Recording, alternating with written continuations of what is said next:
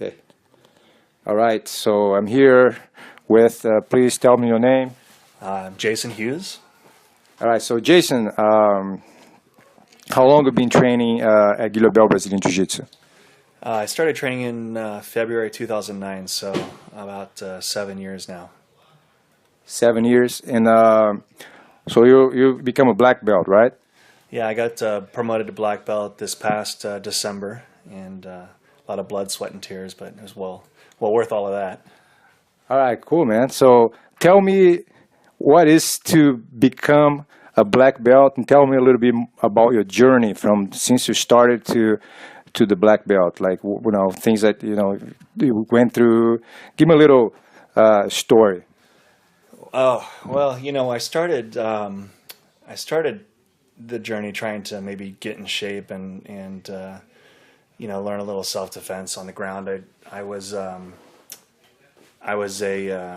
Kempo guy prior to that and spent a lot of time stand up martial arts. But when I found Gilbel Brazilian Jiu Jitsu, I quickly realized I wasted a lot of that time. Wish I'd spent more time here on the mats and would have had a better journey. I didn't start out, trying to be a competitor, but found out quickly that I was good at that and entered a lot of competitions and did really well.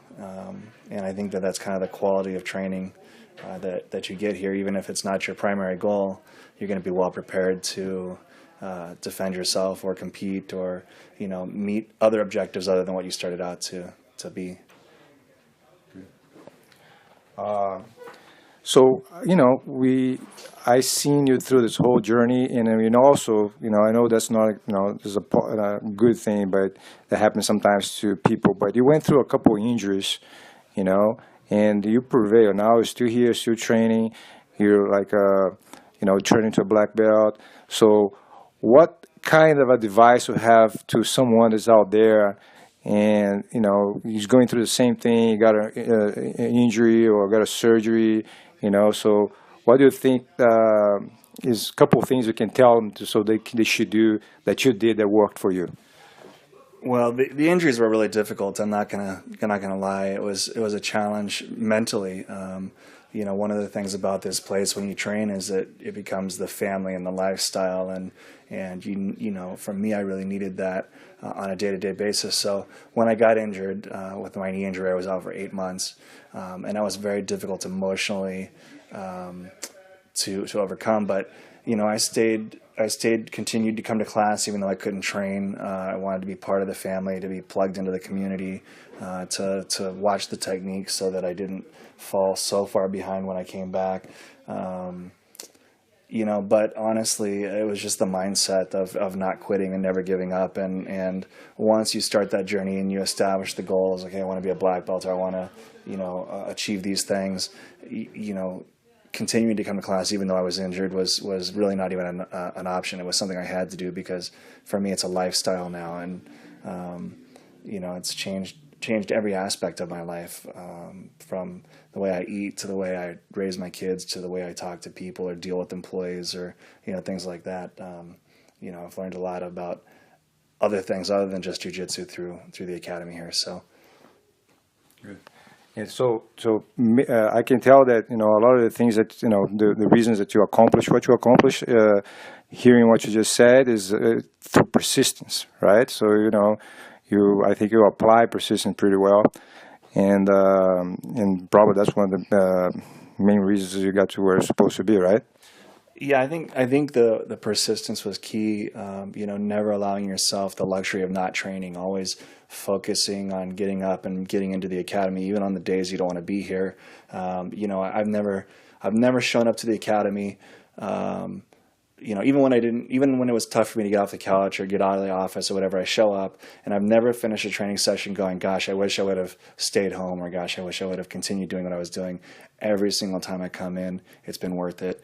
And that mindset and that notion of never allowing yourself the luxury of not training has stuck with me because, I always remember, at the end of class, I always feel great. I always am happy that I came. It always resets my mind or resets my attitude. And, anytime I feel like kind of being lazy, that persistence or that memory comes back, and I get in, and I'm always thankful to be here. So, what kind of, so if you have to narrow down the major benefits that you've gotten from training here for the last 7 or 8 years, what would be maybe the top three? It's a long list, that's for sure. Confidence is one. Just the knowledge and the ability to handle situations, with a calm and collected head, because you know that whatever the outcome is, it's going to be handled. So confidence is one. Mental fortitude is another.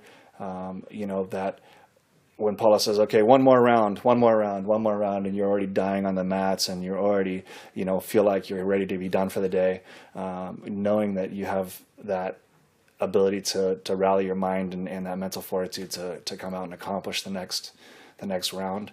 I think that's paid off in a lot of other aspects of my life, but I hone that skill here. I think the other one that's kind of tangential is really the community, the brotherhood that you get here through the other students and the friends and people that you wind up going through life with. I think that's one of the biggest impacts in my life, and one of the things that's really learned from this place is that feeling of brotherhood and camaraderie. So, you achieved something that a lot of people trying to achieve. You already also won many championships, like the World Championship, if I'm correct, right? And so what are your plans now? Since you already become a black belt, do you think do you have plans, or you just think you hit the end of the road? I've won a number of championships. I think I won 3 world championships. I've won 3 Pan Am championships. I think 6 or 7 national titles. It's a journey for me. Black belt is definitely not the end of the road. If anything, it's the beginning of the road. And I don't know about my future competitive level, mostly because of the injuries. But I love going to the competitions and supporting the team. I love being part of the family, and it really is the beginning of a journey. There's so much more to know, and I even in class today, I was thinking, gosh, I really feel like I could improve this area of my game, and so I'm going to focus on this for a while.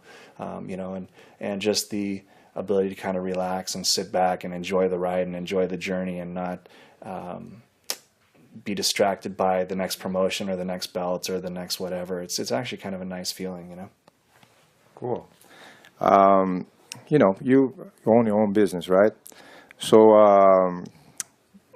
talk a little bit about that, and also if you have any special offers for your friends here, and then also tell us your website, so in case somebody is is looking into get whatever you offer. So yeah, tell me a little bit about that.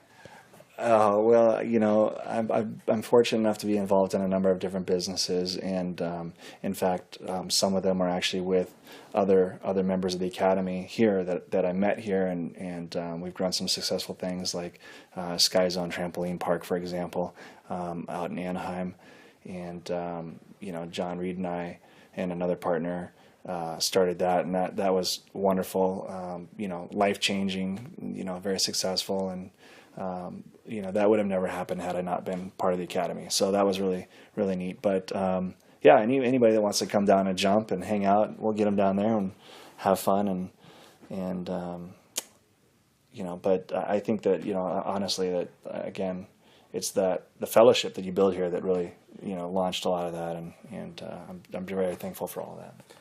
All right. Any final thoughts? Don't quit, don't stop. Get in here, train, bring your friends. Paula's one of the best instructors I've ever seen, whether it's in business or education or martial arts. You're a great instructor. I really appreciate everything you've done for me, and just really feel fortunate to be part of the family here. So thank you very much.